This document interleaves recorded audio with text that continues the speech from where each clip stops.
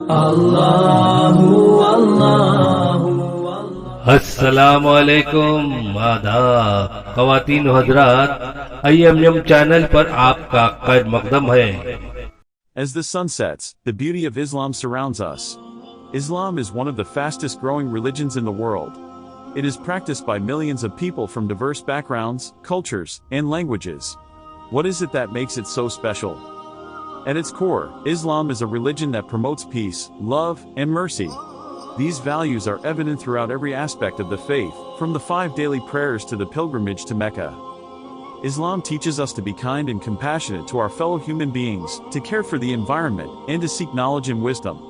By following the teachings of Islam, we can better ourselves and those around us. Islam is also a religion of diversity. Muslims come from all walks of life and backgrounds.